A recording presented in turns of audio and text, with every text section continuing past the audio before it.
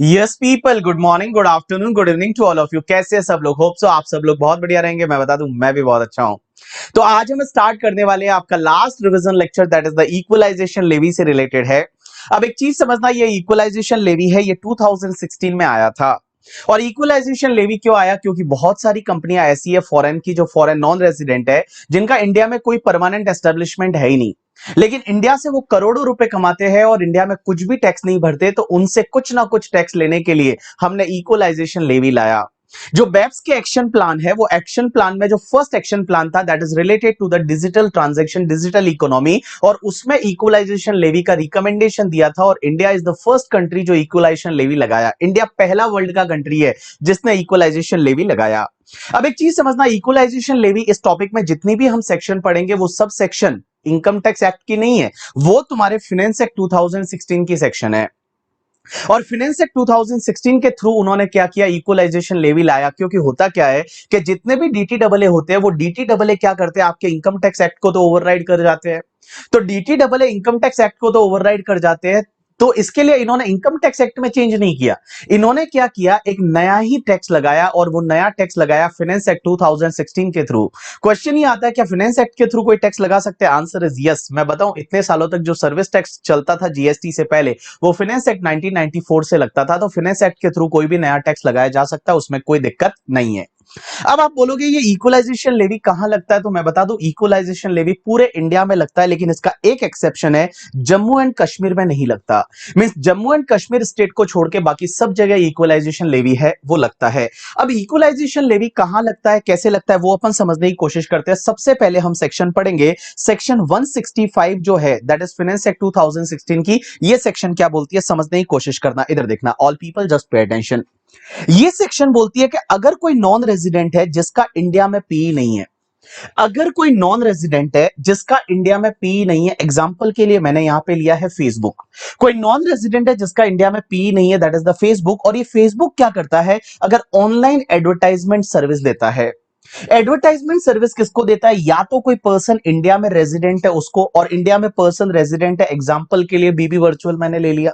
या फिर कोई दूसरा नॉन रेजिडेंट है जिसका इंडिया में पी है और वो पी को सर्विस देता है, ऑनलाइन एडवर्टाइजमेंट सर्विस, एग्जांपल के लिए GoDaddy. GoDaddy for an example USA का कंपनी है, नॉन रेजिडेंट है, लेकिन उसका इंडिया में पी है। तो देखो बेटा, मैंने क्या बोला, यहां सेक्शन 165 जो सेक्शन है ऑफ द फाइनेंस एक्ट 2016 की, ये सेक्शन ये बोलती है कि अगर कोई नॉन रेजिडेंट है जिसका इंडिया में पी नहीं है, नॉन रेजिडेंट जिसका इंडिया में पी नहीं है, that is called Facebook. Facebook ने क्या किया? ऑनलाइन एडवर्टाइजमेंट सर्विस दिया। किसको? या तो कोई पर्सन जो इंडिया में रेजिडेंट है उसको, दैट इज बीबी वर्चुअल, या फिर कोई दूसरा नॉन रेजिडेंट जिसका इंडिया में पी है उसको, एग्जांपल के लिए गोडैडी। तो इनको अगर ऑनलाइन एडवर्टाइजमेंट सर्विस दिया, तो लॉ मेकर्स बोलते हैं कि फेसबुक को 6% की रेट से इक्वलाइजेशन लेवी गवर्नमेंट को पे करना पड़ेगा। जो फेसबुक है, वो फेसबुक क्या करेगा? 6% की रेट से इक्वलाइजेशन लेवी है वो गवर्नमेंट को पे करेगा। बट आपको क्या लगता है, क्या यहां पे जो ये फेसबुक है उससे हम जाके इक्वलाइजेशन लेवी ले सकते हैं? क्या हमारे पास इतनी ताकत है कि हम जाएंगे फेसबुक के पास में, मार्क जकरबर्ग को बोलेंगे कि भैया तू 6% इक्वलाइजेशन लेवी भर दे? Answer is no, it is not possible. तो इसका कलेक्शन कैसे करवाया? तो सेक्शन जो 166 है ऑफ द फाइनेंस एक्ट 2016 की, और वो सेक्शन ये बोलती है कि भैया इक्वलाइजेशन लेवी गवर्नमेंट को ये पे करेंगे। मींस ये लोग जब भी इसको पेमेंट करेंगे, क्रेडिट करेंगे किसको? फेसबुक को, तो 6% की रेट से इक्वलाइजेशन लेवी काटेंगे और वो गवर्नमेंट को पे करेंगे। कौन? या तो पर्सन रेजिडेंट इन इंडिया या non resident having P in India. अब एक और चीज समझना, इक्वलाइजेशन लेवी तभी लगेगा जब ये पर्सन, जब फेसबुक को पे कर रहे हैं, वो पूरे साल का मिला के 1 लाख रुपए से ज्यादा का है। मींस जो भी एडवर्टाइजमेंट सर्विस लिया उसके लिए जो कंसिडरेशन पे कर रहे हैं, वो कंसिडरेशन अगर 1 लाख रुपए से ज्यादा है तो ही इक्वलाइजेशन लेवी काटना है। अगर वो अप टू 1 लाख है तो इक्वलाइजेशन लेवी काटने की जरूरत नहीं है। जैसे आई कैन टेक एग्जांपल के बीबी वर्चुअल ने फेसबुक के थ्रू एडवर्टाइजमेंट करवाया। हम बहुत बार फेसबुक के थ्रू एडवर्टाइजमेंट करवाते हैं, फॉर एन एग्जांपल, ठीक है? करवाते नहीं है, एग्जांपल के लिए, एडवर्टाइजमेंट की हमको जरूरत नहीं है करके, ठीक है? तो देखो, अगर मान लो बीबी वर्चुअल ने क्या किया कि फेसबुक के थ्रू एडवर्टाइजमेंट करवाया, और फेसबुक पे जो स्पॉन्सर एड चलते हैं ना, इंस्टाग्राम और फेसबुक पे, उस पे एडवर्टाइजमेंट करवाया, और हमने फेसबुक को पूरे साल में सिर्फ 90,000 रुपीज का पेमेंट किया, क्या इक्वलाइजेशन लेवी कटेगा? Answer is no. दूसरी चीज, अगर मान लो हमने 2 लाख रुपीस का पेमेंट किया फेसबुक को, तो इक्वलाइजेशन लेवी कटेगा? यानी answer is yes, equalisation levy कटेगा 6% की रेट से, और काट के हमको गवर्नमेंट को 6% की रेट से इक्वलाइजेशन लेवी है वो जमा करवाना पड़ेगा। मींस कलेक्शन इन लोगों से होगा, ये लोग है ये गवर्नमेंट को पे करेंगे। अब आपका क्वेश्चन ही आएगा इक्वलाइजेशन लेवी गवर्नमेंट को कब तक पे करना पड़ता है? देखो, अगले महीने की 7 तारीख, जैसे टीडीएस पे करते हैं वैसे ही अगले महीने की 7 तक पे करना पड़ता है। लेकिन आपको पता है टीडीएस में तो क्या होता है कि मार्च का टीडीएस आप 30 अप्रैल तक पे करते हो, लेकिन यहां पे ऐसा नहीं है। अगर मार्च का इक्वलाइजेशन लेवी है तो वो आपको 7 अप्रैल तक गवर्नमेंट को पे करना पड़ेगा। मीन जिस मंथ में इक्वलाइजेशन लेवी काटा उसके अगले मंथ के 7 तक है वो गवर्नमेंट को पे करना पड़ेगा। एक और चीज समझना, इक्वलाइजेशन लेवी नहीं लगेगा अगर ये नॉन रेजिडेंट जो है ना, जो ऑनलाइन एडवर्टाइजमेंट सर्विस दे रहा है, इसका इंडिया में पी है। अगर मान लो फेसबुक का इंडिया में पी है तो इक्वलाइजेशन लेवी नहीं लगेगा, ऑब्वियसली लॉजिकल बात है। अगर फेसबुक का इंडिया में पी है और पी कोई सर्विस दे रहा है तो वो इंडिया में टैक्स भरेगा, ऐसे भी इनकम टैक्स भरेगा, तो इक्वलाइजेशन लेवी की जरूरत कहां है करके, ठीक है। वो ऐसे भी इंडिया में इनकम टैक्स भरेगा, इसलिए इक्वलाइजेशन लेवी की जरूरत नहीं है। तो मैंने क्या बोला कि अगर मान लो इस नॉन रेजिडेंट का इंडिया में पी है तो इक्वलाइजेशन लेवी नहीं लगेगा, क्योंकि वो इनकम टैक्स इंडिया में भरेगा। एक और चीज समझना, इन लोगों ने जो सर्विस ली है वो सर्विस अगर बिजनेस या प्रोफेशन यूज किया है, मींस एडवर्टाइजमेंट सर्विस ली है वो बिजनेस एंड प्रोफेशनल पर्पस के लिए लिया है, तो ही इक्वलाइजेशन लेवी लगेगा, अदरवाइज इक्वलाइजेशन लेवी नहीं लगेगा। जैसे आई कैन टेक एग्जांपल, आपने फेसबुक पे ऐड दिलाया कि आपको पति चाहिए या पत्नी चाहिए, मींस हस्बैंड या वाइफ चाहिए, ठीक है, और उसके लिए 5 लाख रुपए का खर्चा किया।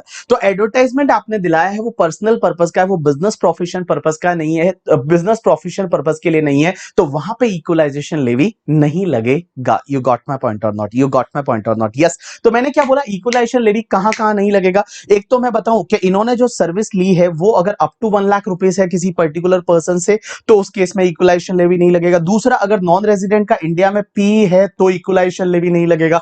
तीसरा, अगर मान लो जो सर्विस ली है वो बिजनेस प्रोफेशन पर्पस के लिए यूज नहीं की है तो इक्वलाइजेशन लेवी नहीं लगेगा। यू गॉट माई पॉइंट और नॉट? अरे बोलो, आपको समझा कि नहीं समझा? आपको समझा या नहीं समझा? आंसर इज यस सर, हमको समझा। अब एक और चीज समझना, ये तो 2016 से चला आ रहा था, इस बार एक नया फंडा और आया। इस बार एक नया फंडा और आया और इस साल से एक नई सेक्शन और डाली गई लॉ में, that is the section 165A of finance act 2016। और इक्वलाइजेशन लेवी के स्कोप को बढ़ाया गया और इन्होंने बोला कि जो ऐसे नॉन रेजिडेंट है जिनकी कोई वेबसाइट है, जो ई कॉमर्स ऑपरेटर है, और वो लोग क्या करते हैं, इंडिया में कोई गुड्स वगैरह बेचते हैं, सर्विस वगैरह बेचते हैं, तो उनको भी इक्वलाइजेशन लेवी अभी पे करना पड़ेगा। तो इस साल से, दैट इज फ्रॉम 1 अप्रैल 2020 से, आपका 1 अप्रैल, ये असेसमेंट ईयर वर्ड नहीं है यहां पे, आपका विद इफेक्ट फ्रॉम 1 अप्रैल 2020 से इन्होंने इक्वलाइजेशन लेवी के स्कोप को बढ़ा दिया गया। अब ये इक्वलाइजेशन का स्कोप कैसे बढ़ाया? 1 अप्रैल 2020 से @2% इक्वलाइजेशन लेवी और लगाया। किस पे लगाया, समझने की कोशिश करना। मैंने आपके लिए बहुत ही प्यारा एक एग्जांपल बनाया है और इस एग्जांपल पे ध्यान देना, इजीली आपको समझ जाएगा। देखो, लॉ मेकर्स इस साल से इन्होंने क्या डाला, समझने की कोशिश करना। तो 1 अप्रैल 2020 से इक्वलाइजेशन लेवी और इसको एक्सपांड किया गया स्कोप को, और इन्होंने बोला कि अगर कोई non resident e commerce operator है जिसका इंडिया में पीई नहीं है। अब एक चीज समझना, ये non resident e commerce operator किसको बोलेंगे? जिसके पास कोई पोर्टल है, जिसके पास कोई वेबसाइट है, जिसके थ्रू वो गुड्स या सर्विस सेल करता है। या तो वो खुद का बनाया गुड्स या सर्विस सेल करता है या किसी और को प्लेटफॉर्म प्रोवाइड करता है। एग्जांपल के लिए आप अलीबाबा ले सकते हो, एग्जांपल के लिए आप ईबे ले सकते हो, एग्जांपल के लिए आप अमेजोन ले सकते हो। That is called your e commerce operator. तो देखो बेटा, अगर कोई non resident e commerce operator है जिसका इंडिया में पी नहीं है, not having P in India, example के लिए अलीबाबा, और वो क्या करते हैं, गुड्स या सर्विस को सेल करते हैं किसको, और कंसिडरेशन रिसीव करते हैं किससे, किसी पर्सन रेजिडेंट इन इंडिया। यहां पे पर्सन रेजिडेंट इन इंडिया का मतलब क्या हुआ? एग्जांपल के लिए आप ले लो बीबी वर्चुअल। तो जैसे बीबी वर्चुअल वाले, हमने क्या किया कि अलीबाबा एक वेबसाइट है, अलीबाबा से हमने कोई गुड्स परचेज किया और अलीबाबा को हमने पेमेंट किया, तो अलीबाबा को कंसिडरेशन किससे रिसीव हो रहा है? Person resident in India. तो उस पे अलीबाबा को इक्वलाइजेशन लेवी गवर्नमेंट को पे करना पड़ेगा 2% की रेट से। यहां पे 2% की रेट से इक्वलाइजेशन लेवी पे करना पड़ेगा। तो देखो बेटा, मैं आपको नई सेक्शन पढ़ा रहा हूं, ये सेक्शन कौन सी है आपकी? 165A करके, और 165A of the finance act 2016 वाली ये सेक्शन है। ये सेक्शन क्या बोलती है कि अगर कोई नॉन रेजिडेंट है जिसका इंडिया में पी नहीं है, non resident not having any permanent establishment in India, example के लिए मैंने लिया अलीबाबा, वो क्या करते हैं, अपने पोर्टल से गुड्स या सर्विस सेल करते हैं और कंसिडरेशन रिसीव करते हैं किससे, person resident in India, example के लिए बीबी वर्चुअल, तो उस केस में क्या होगा, उस केस में क्या होगा कि यहां पे भैया इक्वलाइजेशन लेवी अलीबाबा को पे करना पड़ेगा। दूसरी चीज,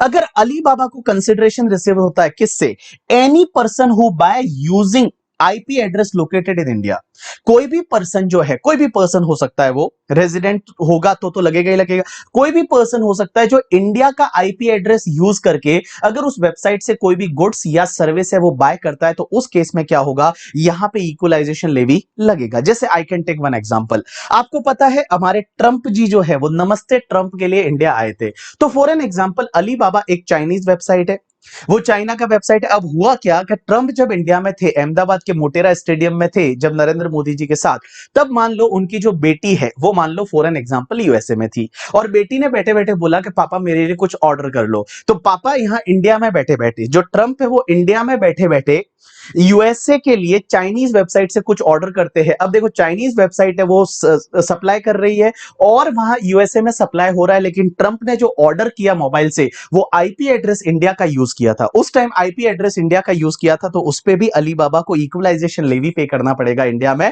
2% की रेट से।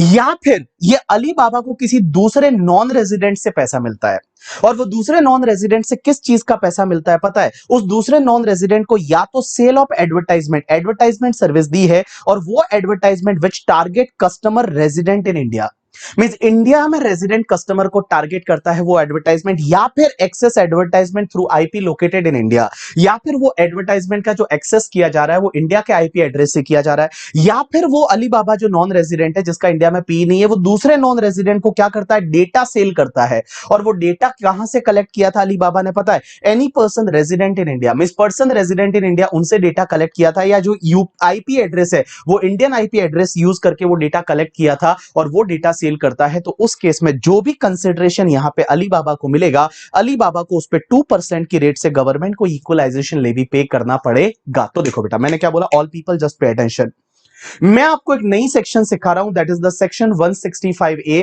Of the finance act 2016, and ये सेक्शन कब से आई है, 1 अप्रैल और 2020 से आई है।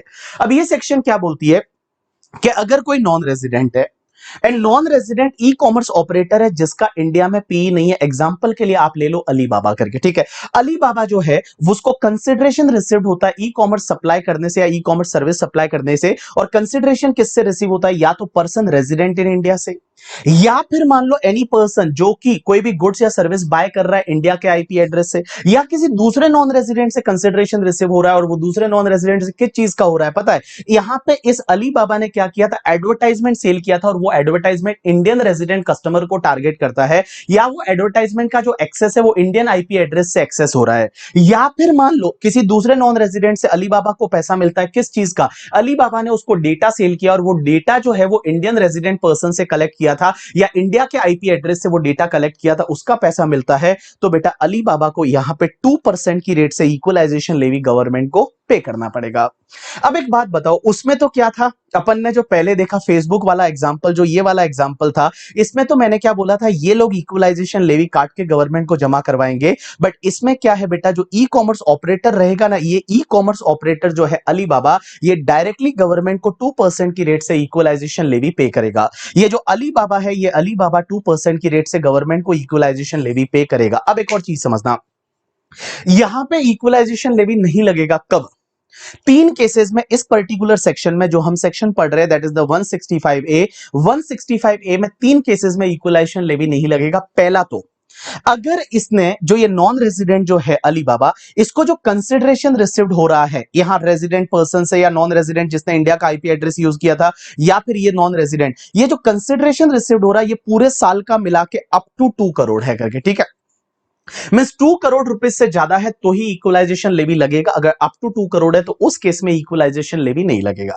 दूसरी चीज, अगर इक्वलाइजेशन लेवी ऑलरेडी सेक्शन 165 में कवर हो चुका है, 165 में वो फेसबुक वाले एग्जांपल में अगर उधर कवर हो चुका है तो यहां पे इक्वलाइजेशन लेवी है वो नहीं लगेगा। और तीसरा, अगर ये non resident e commerce operator का इंडिया में पी है तो इक्वलाइजेशन लेवी नहीं लगेगा। बेटा जब पी है तो वो सीधा इंडिया में इनकम टैक्स भर देंगे, उसको इक्वलाइजेशन लेवी लगाने की जरूरत क्या थी। तो अगर उसका इंडिया में पीई है तो उस केस में इक्वलाइजेशन लेवी नहीं लगेगा। यू गॉट माय पॉइंट और नॉट? यस। तो जो मैंने आपको इस चार्ट के थ्रू बताया अली बाबा वाला, वो सब यहां पे दे रखा है, वो सब यहां पे दे रखा है। आप उसको एक बार रीड करोगे तो आपको सब चीजें समझ में आ जाएगी। या ई कॉमर्स क्या बोलते हैं, ई कॉमर्स ऑपरेटर का मतलब क्या होता है कि ऐसा कोई भी पर्सन जिसके पास में क्या होता है, जो नॉन रेजिडेंट है, जिसके पास ओन करता है, ऑपरेट करता है, मैनेज करता है, कोई डिजिटल इलेक्ट्रॉनिक प्लेटफॉर्म अगर मैनेज करता है जो कि सेल ऑफ गुड्स और प्रोविजन ऑफ सर्विस वगैरह है, वैसा कोई प्लेटफॉर्म मैनेज करता है। और ई कॉमर्स सप्लाई और सर्विस का मतलब क्या होता है, या तो खुद का गुड्स जो बनाया वो सेल करता है, जैसे अलीबाबा खुद गुड्स बनाता है वो सेल करता है,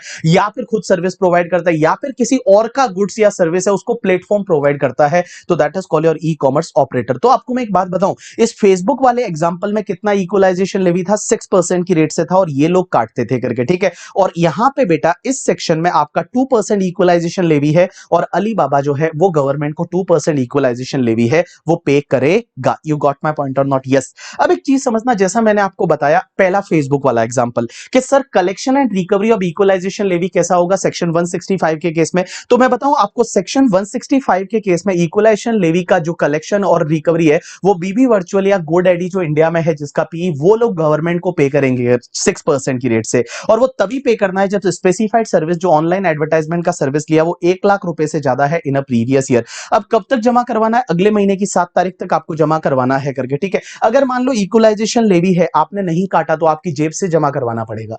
इक्वलाइजेशन लेवी यहां बीबी वर्चुअल से या गोडैडी ने नहीं काटा तो उनकी जेब से जमा करवाना पड़ेगा। और अगर 7 तारीख तक आपने नहीं जमा करवाया तो 8 से आपको क्या लगेगा, 1% पर मंथ और पार्ट ऑफ द मंथ की रेट से इंटरेस्ट लगेगा, ऐसा सेक्शन 170 बोलती है। दूसरा पॉइंट ये बोलता है कि सेक्शन 166 ए बात करती है 165 ए की, अलीबाबा वाला। जो अलीबाबा है वो इक्वलाइजेशन लेवी गवर्नमेंट को कब तक जमा करवाएगा, तो बेटा वो क्वार्टरली जमा करवाना पड़ेगा। जैसे ही आपका क्वार्टर एंड हो जाता है उस क्वार्टर एंड के बाद में 7 डे के अंदर अंदर, तो पहला क्वार्टर 30 जून को एंड होगा तो आपको 7 जुलाई तक जमा करवाना पड़ेगा। दूसरा क्वार्टर है 30 सितंबर को एंड होगा तो आपको 7 अक्टूबर तक जमा करवाना पड़ेगा। दिसंबर में एंड होगा उसके लिए 7 जनवरी को, और जो मार्च में एंड होगा उसके लिए 31 मार्च तक ही जमा करवाना पड़ेगा। यहां पे एक चीज समझना, जो मार्च में क्वार्टर एंड हो रहा है उसके लिए आपको 31 मार्च तक ही जमा करवाना पड़ेगा, ये आपको याद रखने का है, ठीक है। तो जैसे ही क्वार्टर एंड हुआ उस क्वार्टर एंड के बाद 7 दिन के अंदर अंदर इक्वलाइजेशन लेवी है वो अलीबाबा को जमा करवाना है, लेकिन मार्च वाले क्वार्टर का 31 मार्च तक ही आपको जमा करवाना पड़ेगा। अब एक बात समझना, अगर आपने इक्वलाइजेशन लेवी नहीं काटा या फिर इक्वलाइजेशन लेवी आपने गवर्नमेंट को पे नहीं किया तो कितना पेनल्टी लगेगा, तो देखो सबसे पहली चीज अपन बात करते हैं 165 सेक्शन की, कि 165 में जो बीबी वर्चुअल्स या गोडैडी का इंडिया में पी था उन्होंने इक्वलाइजेशन लेवी काटा ही नहीं। तो काटा ही नहीं तो सबसे पहले तो आपको अपनी जेब से इक्वलाइजेशन लेवी पे करना है। पहली बात तो आपको अपनी जेब से इक्वलाइजेशन लेवी पे करना, और दूसरी चीज क्या होगा पता है, दूसरी चीज क्या होगा कि भैया आपको पेनल्टी लग सकता है। कितना पेनल्टी लगेगा, जितना आपने इक्वलाइजेशन लेवी नहीं काटा उतना का उतना आपको पेनल्टी लग जाएगा, जितना आपने इक्वलाइजेशन लेवी नहीं काटा उतना का उतना आपको पेनल्टी लग जाएगा। अब एक और चीज समझना, अगर आपने इक्वलाइजेशन लेवी काटा बट गवर्नमेंट को जमा ही नहीं करवा रहे हो, बीबी वर्चुअल या फिर तुम्हारा जो बीबी वर्चुअल है या फिर तुम्हारा क्या बोलते हैं गोडैडी ने, उन्होंने इक्वलाइजेशन लेवी फेसबुक का काटा बट गवर्नमेंट को जमा नहीं करवा रहे हो, तो पहली चीज तो आपको वो इक्वलाइजेशन लेवी है वो पे करना पड़ेगा, उसके साथ इंटरेस्ट लगता है वो इंटरेस्ट भी पे करना पड़ेगा, और पेनल्टी लगेगा हर दिन का 1000 रुपया, एवरी डे का 1000 रुपीज का आपको पेनल्टी लगेगा। और पेनल्टी जो आपको लगेगा वो जब तक आपका फेलियर कंटिन्यू है तब तक पेनल्टी लगेगा। लेकिन ध्यान रखना यहां पेनल्टी का अमाउंट जो है वो पेनल्टी का अमाउंट आपके इक्वलाइजेशन लेवी के अमाउंट से ज्यादा नहीं होना चाहिए। ये कब होगा, जब आपने काटा है बट गवर्नमेंट को जमा नहीं करवाया। तो देखो मेरी तरफ देखो, जो 165 का इक्वलाइजेशन लेवी था, अगर आपने इक्वलाइजेशन लेवी नहीं काटा, फॉर एन एग्जांपल आपने इक्वलाइजेशन लेवी काटा ही नहीं, अगर काटा ही नहीं तो आपको इक्वलाइजेशन लेवी पे करना है और उतना का उतना आपको पेनल्टी लग सकता है। दूसरा, आपने काटा बट गवर्नमेंट को जमा नहीं करवा रहे हो तो इक्वलाइजेशन लेवी तो आपको पे करना पड़ेगा, हर दिन का 1000 रुपए का पेनल्टी लगेगा, और वो भैया जब तक आपका फेलियर है तब तक लगेगा, लेकिन वो इक्वलाइजेशन लेवी के अमाउंट से ज्यादा नहीं हो सकता। अब एक चीज समझना, जो अलीबाबा वाला केस है, अलीबाबा ने अगर इक्वलाइजेशन लेवी गवर्नमेंट को पे नहीं किया तो उस केस में बेटा इक्वलाइजेशन लेवी आपको पे करना पड़ेगा, और उसके साथ साथ आपको इंटरेस्ट भी लगेगा 1% per month part of the month, और उसके साथ 100% ऑफ इक्वलाइजेशन लेवी, जो अमाउंट ऑफ इक्वलाइजेशन लेवी जो है जितना आपने पे नहीं किया उतना का उतना आपको पेनल्टी लग जाएगा। अब एक चीज समझना, हर साल आपको रिटर्न फाइल करना पड़ेगा। इक्वलाइजेशन लेवी का आपको रिटर्न फाइल करना पड़ेगा। क्वेश्चन ये आता है रिटर्न कौन फाइल करेगा, तो पहले वाले केस में बीबी वर्चुअल और तुम्हारा गोडैडी वो रिटर्न फाइल करेंगे और दूसरे वाले केस में अली बाबा जो है वो खुद रिटर्न फाइल करेगा। सर रिटर्न कब तक फाइल करना पड़ेगा, तो जैसे ही आपका प्रीवियस ईयर कंप्लीट हो जाता है उसके बाद 30 जून तक आपको रिटर्न फाइल करना पड़ेगा। प्रीवियस ईयर कंप्लीट होने के बाद 30 जून तक आपको रिटर्न है वो रिटर्न फाइल करना पड़ेगा इन द फॉर्म नंबर 1। अब एक बात समझना सर, जो रिटर्न आपने मान लो फाइल ही नहीं किया या फिर फाइल किया लेकिन उसमें कुछ ओमिशन हो गया, मिस्टेक हो गया, तो क्या सर हम बिलेटेड रिटर्न या रिवाइज रिटर्न फाइल कर सकते हैं? आंसर इज यस, कर सकते हैं, कोई दिक्कत नहीं है। यहां बिलेटेड या रिवाइज रिटर्न का टाइम लिमिट रहेगा 2 years from the end of the financial year in which service was provided. Means जिस ईयर में सर्विस प्रोवाइड किया था या ई कॉमर्स सप्लाई किया था अलीबाबा ने, उस ईयर के एंड से 2 साल के अंदर अंदर है वो आप रिवाइज रिटर्न है या बिलेटेड रिटर्न फाइल कर सकते हो, कोई दिक्कत नहीं है। अब एक चीज समझना, बहुत बार क्या होता है असेसिंग ऑफिसर आपको नोटिस भेज देता है और बोलता है कि आप रिटर्न फाइल करो, जैसे 142(1) का नोटिस उधर आता था ना इनकम टैक्स में, वैसा ही आपको नोटिस भेज के बोल सकता है कि आप रिटर्न फाइल करो। तो अगर मान लो असेसिंग ऑफिसर ने आपको नोटिस भेजा और बोला रिटर्न फाइल करो, तो 30 डेज के अंदर अंदर आपको क्या करना पड़ेगा, रिटर्न फाइल करना पड़ेगा। वो नोटिस सर्व हुआ उसके बाद में। अब एक और चीज समझना, आप जो रिटर्न फाइल करोगे उसकी प्रोसेसिंग होगी और प्रोसेसिंग जो होगी मींस इंटीमेशन जनरेट होकर आएगी और वो इंटीमेशन आपको मिलेगी। अब क्वेश्चन ये आता है इंटीमेशन कब तक मिलेगी, तो यहां पे प्रोसेसिंग होने के बाद अगर कोई अरिथमेटिक एरर है या इनकरेक्ट क्लेम है तो वो चेंज होने के बाद आपको इंटीमेशन मिलेगी। Intimation has to be serve within 1 year, means send within 1 year from the end of the financial year in which return was filed. तो जब आपने रिटर्न फाइल किया था उस फाइनेंशियल ईयर के एंड से 1 साल के अंदर अंदर आपको इंटीमेशन मिल जाएगी करके, ठीक है। और अगर मान लो वहां पे कोई डिमांड नोटिस वगैरह आपका इंटीमेशन के हिसाब से आता है तो वो तुमको फॉर्म नंबर 2 में आएगा और वहां पे डिमांड नोटिस जो भी है उसको आपको पे करना पड़ेगा। अब एक और चीज समझना सर, क्वेश्चन ये आता है कि अगर मान लो तुम्हारा इंटीमेशन में कोई भी मिस्टेक है तो क्या उसको रेक्टिफाई करवा सकते हैं? Answer is yes. सेक्शन 169 बोलती है कि अगर मान लो इंटीमेशन में कोई मिस्टेक अपेरेंट ऑन रिकॉर्ड है तो उसका रेक्टिफिकेशन हो सकता है, बट रेक्टिफिकेशन का टाइम लिमिट क्या रहेगा, that is the 1 year from the end of the financial year in which intimation sought to be amended was issued. मतलब जिस ईयर में इंटीमेशन इशू हुआ था उस ईयर के एंड से 1 साल के अंदर अंदर रेक्टिफिकेशन हो सकता है, या तो सुओ मोटो हो सकता है या फिर एसएससी एप्लीकेशन करता है तो भी रेक्टिफिकेशन हो सकता है। अब एक और चीज समझना, आपको जो रिटर्न 30 जून तक आपको फाइल करना है रिटर्न जो इसका, अगर रिटर्न आप 30 जून तक फाइल नहीं करते हो, अगर आप रिटर्न 30 जून तक फाइल नहीं करते हो और आप लेट करते हो, या तो 30 जून तक फाइल करना है, उसके बाद अगर मान लो इनकम टैक्स ऑफिसर ने आपको IT income tax officer assessing officer ने आपको नोटिस भेजा कि रिटर्न फाइल करो और आपको 30 डेज में फाइल करना पड़ता है, बट अगर आप डिले करते हो तो आपको हर दिन का 100 रुपए का पेनल्टी लगेगा। हर दिन का आपको 100 रुपए का पेनल्टी है, वो 100 रुपए का पेनल्टी लगेगा। लेकिन जो ये पेनल्टी यहां मैंने बताई है वो पेनल्टी आपकी वेव हो सकती है करके, अगर सफिशिएंट कॉज है तो पेनल्टी वेव हो सकती है। अब एक और चीज समझना, यहां पे क्या होता है कि भैया आपका जो भी इंटीमेशन आया था और उस इंटीमेशन से आप सेटिस्फाइड नहीं हो तो उस केस में आप अपील में जा सकते हो। और पहली अपील कहां पे होगी, आपकी सीआईटी अपील होगी।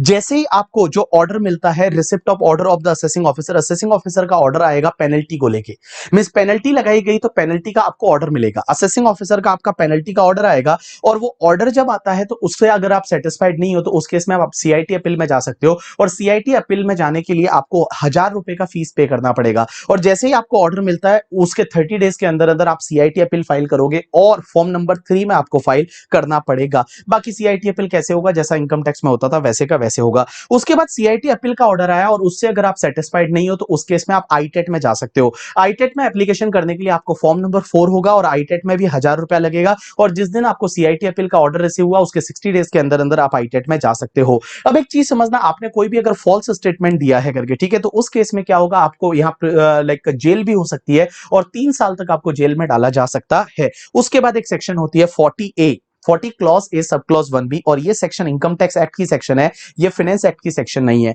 अब एक बात समझना, ये सेक्शन ये बोलती है, ये सेक्शन लगेगी बीबी वर्चुअल के लिए as well as the GoDaddy के लिए। तो बीबी वर्चुअल्स गोडैडी है, उन्होंने अगर फेसबुक को पेमेंट किया और इक्वलाइजेशन लेवी नहीं काटा या इक्वलाइजेशन लेवी काटा बट गवर्नमेंट को जमा नहीं करवाया up to the due date of return filing, या तो इक्वलाइजेशन लेवी काटा ही नहीं या फिर इक्वलाइजेशन लेवी काटा बट गवर्नमेंट को जमा नहीं करवाया up to the due date of return filing, तो 100% ऑफ एडवर्टाइजमेंट एक्सपेंडिचर है वो डिसअलाउड हो जाएगा। जो 100% ऑफ एडवर्टाइजमेंट एक्सपेंडिचर है वो आपका डिसअलाउड हो जाएगा, आपको एडवर्टाइजमेंट एक्सपेंडिचर है वो अलाउ नहीं होगा। 100% ऑफ एडवर्टाइजमेंट एक्सपेंडिचर है वो आपका डिसअलाउड हो जाएगा। लेकिन एक बात समझना, अगर सब्सिक्वेंट ईयर में इक्वलाइजेशन लेवी काटा या फिर काटा करंट ईयर में बट रिटर्न फाइलिंग की ड्यू डेट के बाद में आपने जमा करवाया, तो जिस ईयर में आप इक्वलाइजेशन लेवी गवर्नमेंट को जमा करवाओगे उस ईयर में आपको एडवर्टाइजमेंट का खर्चा है वो अलाउ हो जाएगा। अब एक और चीज समझना, सेक्शन 1050 क्या बोलती है, 1050 ये बोलती है कि भैया अगर जब इक्वलाइजेशन लेवी ऑलरेडी कट चुका है या आपने इक्वलाइजेशन लेवी ऑलरेडी पे कर चुके हो तो उस केस में जो भी आपकी इनकम है वो एग्जेम्प्ट होगी, उस पर कोई इनकम टैक्स वगैरह नहीं लगेगा। अगर इक्वलाइजेशन लेवी लग चुका है तो फिर वापस से उस पर कोई इनकम टैक्स वगैरह नहीं लगेगा। लेकिन इसमें एक चीज समझना, एक इसमें प्रॉब्लम हो गई है लॉ में प्रॉब्लम ये हुई है कि इक्वलाइजेशन लेवी जो है, जो अलीबाबा वाले में इक्वलाइजेशन लेवी है वो 1 अप्रैल 2020 से आया, लेकिन इस सेक्शन में डेट लिख ली उन्होंने 1 अप्रैल 2021। तो गड़बड़ कैसे हो गया, उधर बोल रहे इक्वलाइजेशन लेवी 1 अप्रैल 2020 से और यहां पे इन्होंने 1 अप्रैल 2021 लिखा है। लेकिन डोंट वरी, जो फाइनेंस एक्ट 2021 आया है जो आपके लिए एप्लीकेबल नहीं है, उसमें उन्होंने फिर अमेंडमेंट करके और यहां पे भी उन्होंने 20 कर दिया है। तो एक क्लरिकल मिस्टेक है वो एक्ट में हो गई थी। ठीक है, चलो। So this is the completion of your equalisation levy वाला टॉपिक। अब एक बात समझना, आपके लास्ट के 3 टॉपिक और बाकी है, एक तो बैप्स वाला, एक टैक्स ट्रीटी वाला करके, ठीक है, और एक और तुम्हारा, एक तो बैप्स वाला, एक टैक्स ट्रीटी वाला और एक मॉडल टैक्स कन्वेंशन वाला। अब एक चीज समझना, वो 3 टॉपिक है, उनके रिवीजन लेक्चर मैंने डाले हुए हैं मई नवंबर 2020 वाले में जाके, और उस प्लेलिस्ट में जाके देखोगे तो आपको मिल जाएगा। बट वो अगर आप छोड़ के भी चले जाते हो, सिर्फ जो बुक में दे रखा है उसको एक बार फटाफट आप रीड कर लेते हो तो भी चलेगा, कोई दिक्कत नहीं है। सो गाइज, यहाँ पे आपके रिवीजन लेक्चर है वो कंप्लीट होते हैं। टोटल 14 रिवीजन लेक्चर है। 14 तो इसके लिए हो गए, होते तो 12-13 ही, बट मैंने क्या किया, क्योंकि मेरे को 13 नंबर अच्छा नहीं लग रहा था, इसलिए मैं 14 तक लेके आया। अब एक और चीज बताऊं आपको, सच में रिवीजन लेक्चर देने में मुझे बहुत अच्छा लगता है, बहुत अच्छा फील होता है। आपको पता नहीं है, लेकिन इसमें एफर्ट लगता है बहुत ज्यादा, बिकॉज एक तो बहुत फास्ट फास्ट बोलना पड़ता है, ब्रेक ले नहीं सकते हैं, और एक साथ में है वो आपको काफी चीजें है वो रिवाइज करवानी पड़ती है। सो बहुत अच्छा लगा। अब मैं आपको हर बार जैसे मैं बोलता हूं, मैं इस बार भी बोलूंगा कि टाइम बहुत कम है भैया, और अभी आप पढ़ाई करने लग जाओ करके, ठीक है। अब कितने दिन बचे हैं एग्जाम के, कुछ ऐसे दिन बचे हैं जो आप ऐसे फिंगर्स पे काउंट कर सकते हो, इतने से दिन बचे हैं, और आप सिर्फ एंड सिर्फ पढ़ाई में लग जाओ। और मैं आपको बताऊं, आज तक मैंने जितने भी लेक्चर डाले, कभी आपको ना तो शेयर करने के लिए बोला है, ना कभी आपको मैंने लाइक करने के लिए बोला है, ना मैंने आपको सब्सक्राइब करने के लिए बोला है। बट तो भी अगर आपको रिवीजन लेक्चर अच्छे लगे हैं तो आप लाइक कर लो, आप सब्सक्राइब कर लो, आप शेयर कर लो। सब्सक्राइब इसलिए करो क्योंकि कभी भी कुछ भी ऐसा कुछ नया आता है तो मैं ऑलरेडी कुछ वीडियो उसके लिए अपलोड करता हूं जब भी, तो आपको उसका नोटिफिकेशन मिल जाए। अब एक और चीज समझना, लाइफ जो है ना, मेरे को सबसे ज्यादा अच्छा कब लगता है पता है, जब कोई बच्चे पास होते हैं, मुझे सबसे ज्यादा खुशी होती है। We are like your parents. जब आप पास होते हो तो आपके पेरेंट्स को कितना अच्छा लगता है, उतना ही अच्छा हमको भी लगता है। तो भैया अब आप पढ़ाई ढंग से चालू कर दो, बाकी सब चीजें छोड़ो करके, ओनली एंड ओनली आपके पास सिर्फ पढ़ाई है। 2-3 काम ही लाइफ में है, पढ़ना है, सोना है, खाना पीना है, बस, और कुछ भी काम करने की जरूरत नहीं है। सिर्फ एंड सिर्फ आपकी लाइफ में पढ़ाई होनी चाहिए एग्जाम तक। बिकॉज एक बात बताऊं, देखो सीए कौन करता है, जहां तक मैंने देखा है सीए वो वाले लोग करते हैं जो मिडिल क्लास के लोग हैं हमारे जैसे करके, ठीक है, या जो लोअर मिडिल क्लास वाले लोग होते हैं वो हम लोग सीए करते हैं। बिकॉज हमको पता है सीए में कोई ज्यादा खर्चा नहीं है, बहुत ज्यादा रेस्पेक्ट मिलती है, सिर्फ मेहनत ही करनी है और वो मेहनत हम कर सकते हैं। तो भैया मैं बताऊं, अपनी लाइफ को सच में कुछ अलग करना है, कुछ अच्छा करना है, कुछ आगे बढ़ना है, तो प्लीज आप पढ़ाई करके और पास हो जाओ। और ये आपको भी पता है, मेरे को भी पता है, रिजल्ट 10% ही रहने वाला है। रिजल्ट है वो 10-15% ही रहने वाला है। वो 10-15% में अपने को आना है तो ऑब्वियसली कुछ एक्स्ट्रा तो देना पड़ेगा। बिकॉज पढ़ तो सब रहे, आप सीए फाइनल में देखो हर बच्चा पढ़ रहा है करके, ठीक है, लेकिन वो सब पढ़ रहे हैं, उसमें कुछ ना कुछ अपने को अलग करना पड़ेगा, कुछ ना कुछ एक्स्ट्रा करना पड़ेगा अगर आपको उस 10% में आना है तो। और मैं बताऊं, मुझे बहुत ज्यादा खुशी होती है ना जब बच्चे पास होते हैं। मैं बताऊं, बहुत सारे बच्चे हैं जो रैंक आती है लास्ट के, अगर मैं जनवरी और आपके नवंबर वाले एग्जाम की बात करूं तो 100 स्टूडेंट अप्रोक्स ऐसे थे जिनकी रैंक आई करके। बट रैंक आती है वो एक भगवान का अलग दिमाग होता है, लेकिन बहुत मुझे सबसे ज्यादा खुशी होती है जब ऐसे बच्चे होते हैं जो 4 साल 5 साल से अटके हुए हैं, कोई 6 साल से अटका हुआ है, कोई 7 साल से अटका हुआ है, और उनके जब मैसेज आते हैं या कमेंट जब मैं पढ़ता हूं, सच में एक अलग ही चीज फील होती है कि नहीं यार, ये लोग पास हुए वो बहुत ज्यादा जरूरी था। तो भैया एक बात बताऊं, और वो सिर्फ पढ़ने से हो सकता है, बाकी कोई यहाँ पे सेटिंग नहीं होती, कोई इंस्टीट्यूट में किसी की कोई पहचान वगैरह नहीं होती, कोई नहीं होता है भैया। अल्टीमेटली आपको पढ़ना पड़ेगा और अच्छे से पढ़ना पड़ेगा, तभी चीजें हो सकती है। और इस दुनिया में मैं बताऊं, आपकी फैमिली, मेरी फैमिली जो थी उसकी भी बड़ी प्रॉब्लम थी। जब मैं सीए बना उस दिन मैं आपको बताऊं, मेरे घर वालों के पास 50 लाख रुपए का लोन था। हमने 50 लाख रुपए के करीब लोन ले रखा था, लोन लिया बहुत कम था लेकिन उसका इंटरेस्ट वगैरह बढ़ते बढ़ते 50 लाख के करीब लोन हो गया था करके, ठीक है। मम्मी की तबीयत ठीक नहीं रहती, बिकॉज क्या होता है ना, जब आपके ऊपर फाइनेंशियल प्रॉब्लम होती है घर में, तो आपकी किसी की भी मतलब पूरे दिन आपका थॉट वही रहता है कि आप इसको कैसे उतारोगे। और लोगों से अगर आपने पैसे ले रखे हैं तो वो बहुत बड़ी चीज होती है आपके लिए।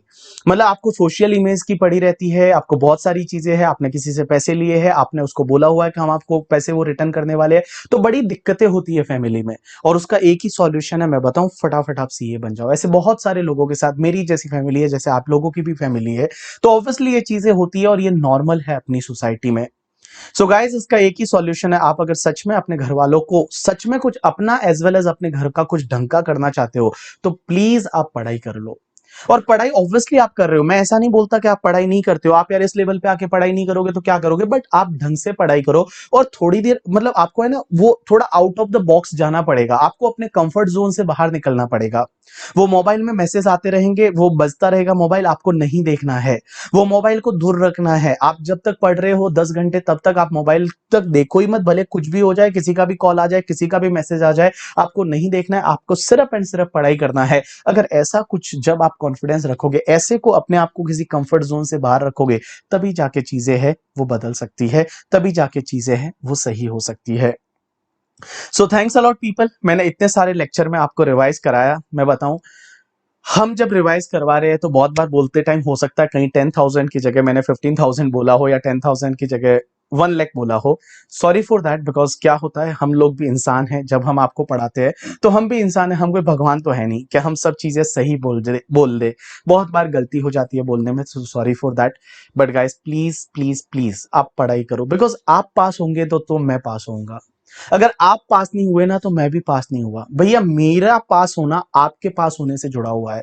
प्लीज आप मेरे लिए पढ़ लो ना, ढंग से पढ़ लो, अच्छे से पढ़ लो, और कुछ अच्छा कर लो और ढंग का कर लो, ठीक है। Thanks a lot people. और जब भी आप सीए बनोगे तो अपन मिलने वाले हैं। मैं हर बार बोलता हूं कि जब भी सीए बनेंगे तब अपन पक्का वाला मिलने वाले हैं। पक्का वाला, जब भी आप मुंबई आओगे अपन लोग मिलेंगे और पार्टी करेंगे और मस्त वाला सेलिब्रेशन करेंगे। थैंक्स अलॉट पीपल, आज के लिए इतना बहुत है।